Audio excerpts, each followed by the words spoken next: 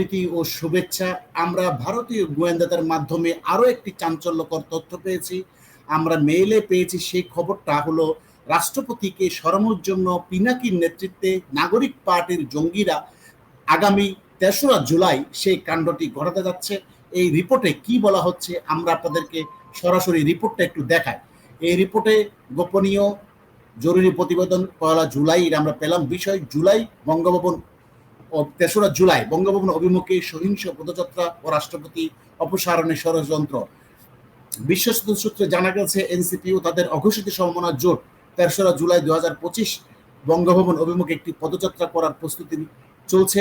এই পদক্ষেপে কেবল প্রতীকী নয়, বরং রাষ্ট্রপতির পদত্যাগ দাবি ও বঙ্গভবনের নিয়ন্ত্রণ নিতে চাওয়ার উচ্চবিলাসী পরিকল্পনার অংশ।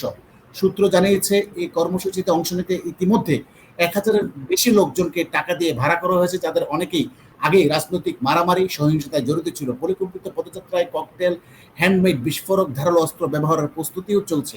এসব বিস্ফোরক ঢাকার আশেপাশে গোপনে তৈরি করা হচ্ছে, যার ছবি ও স্থান ইতিমধ্যে শনাক্ত করা হয়েছে।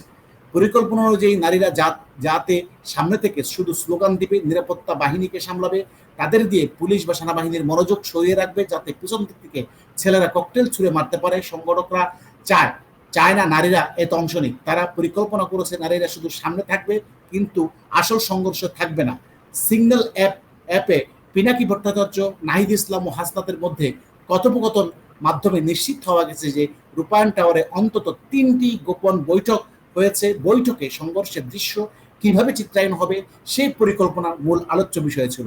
পরিকল্পনা অনুযায়ী পদযাত্রায় এক পর্যায়ে নিজেদের মধ্যেই ককটেল বিস্ফোরণ ঘটিয়ে তা নিরাপত্তা বাহিনীর উপরে দোষ চাপাবে। এতে জনগণের সহানুভূতি অর্জনের পাশাপাশি আন্তর্জাতিক প্রক্রিয়াকে উস্কে দেওয়ার পরিকল্পনা করা হয়েছে। উল্লেখ্য, সংঘর্ষের মূল লক্ষ্য হবে ভাড়া করা লোকজন। তারা সাধারণ পোশাকে থাকবে। পরবর্তী আহত বা নিহত হলে সেটিকে গণদমন হিসেবে প্রচার করা হবে। প্রতিটি অংশগ্রহণকারীর জন্য ভাড়া নির্ধারিত করা হয়েছে ১৩৫০ থেকে ১৫০০ টাকা।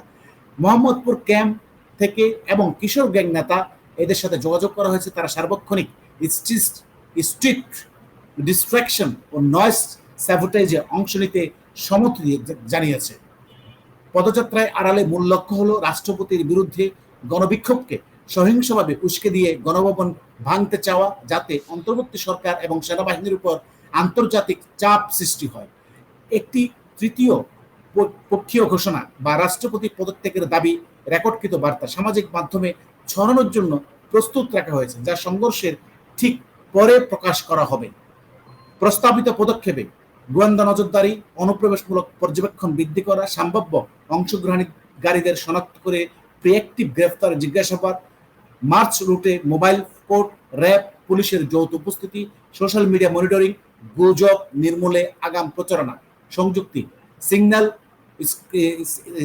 সিগন্যাল চ্যাট স্ক্রিনের স্ক্রিনশট, বিস্ফোরক প্রস্তুতির তথ্য, ছবি, সম্ভাব্য নেতৃত্বের তালিকা সবই প্রদান করা হয়েছে নিরাপত্তার স্বার্থে। আমরা আপনাদেরকে আপাতত একটু কি বললাম, আমাদের একটাই উদ্দেশ্য, সেটা হলো বাংলাদেশকে ইউনূস যেভাবে একটা ব্যর্থ রাষ্ট্রে পরিণত করার ষড়যন্ত্র করছে, এনসিপিকে সাথে নিয়ে এবং পিনাকিকে সাথে নিয়ে, আমরা যাতে করে এই দেশটাকে বাঁচাতে পারি, এই জন্য আমরা বিভিন্ন দেশীয় আন্তর্জাতিক কিছু গোয়েন্দা সংস্থার সাথে যোগাযোগ রক্ষা করে চলি, যাতে করে আগাম সংবাদগুলো পেয়ে জনগণের মধ্যে সতর্কতা দিতে পারি, জনগণকে সতর্ক করতে পারি, যেন এই সন্ত্রাসীদের হাতে বাংলাদেশটা ধ্বংস না হয়। সেই জন্য আপনাদেরকে আগাম সতর্কবার্তা বার্তাগুলো দিয়ে থাকি। আমার সাথে যুক্ত আছে সাংবাদিক আতার হালদার। আতার হালদার, আপনার কাছে সর্বশেষ কি আপডেট আছে আপনি যদি একটু বলতেন। জনাব আতার হালদার, আপনি কি আমাকে শুনতে পাচ্ছেন? হ্যাঁ, শুনতে পাচ্ছি। ধন্যবাদ আপনাকে। কি ভয়ঙ্কর আপনি চিন্তা করেন, মানে রাষ্ট্রপতিকে সরানোর জন্য এখন তারা কি ধরনের কর্মসূচি পালন করবে, সহিংস কর্মসূচি, মানে সেই জুলাইয়ের মতো তাদের ভিতরে স্নাইপার দিয়ে যেভাবে ছাত্রদেরকে হত্যা করে আওয়ামী লীগের উপরে চাপানো হয়েছিল, ঠিক সেরকম একটা প্ল্যান কিন্তু এখন করা হচ্ছে। আপনি দেখেন এর কত ভয়ঙ্কর। এই পিনাকি 2 দিন আগে তাদের ভিডিওতে বলেছে যে খালেদা জিয়াকে রাষ্ট্রপতি করতে চাচ্ছে এবং সে বলেছে ইউনূসকে প্রধানমন্ত্রী করবে।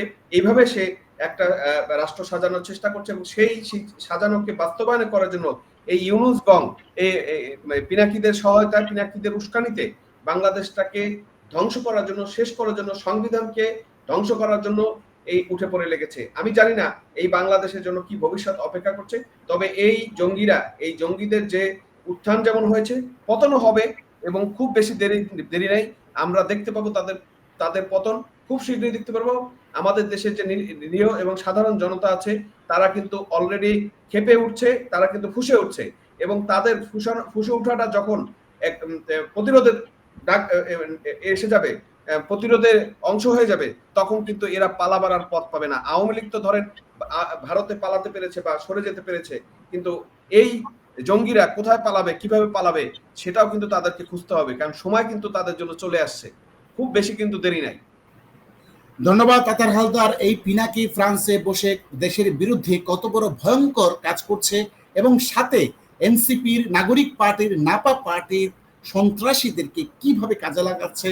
আর এই সন্ত্রাসী জঙ্গি হাসনাত, জঙ্গি প্রেস সচিব শফিকুল আলম, এই জঙ্গি নাহিদ, জঙ্গি সার্জিসরা দেশকে ধ্বংস করে দেওয়ার জন্য, বিশেষ করে সেনাবাহিনীর তত্ত্বাবধানেই এরা জঙ্গি কার্যক্রম করে দেশকে ধ্বংস করার পায়তারায় উঠে পড়ে লেগেছে। এই জন্য প্রিয় দর্শক, আপনারা সতর্ক থাকুন। আপনাদেরকে সংবাদটা জানিয়ে দেওয়া আমাদের জন্য অতীব জরুরি, যাতে এই ধরনের ঘটনাকে অ্যাভয়েড করা যায়, যাতে জঙ্গিরা কোনোভাবেই সফলতা অর্জন করতে না পারে। এই জন্যই প্রচার করা আমাদের। ধন্যবাদ। আবারও কথা হবে অন্য কোনো বিষয় নিয়ে।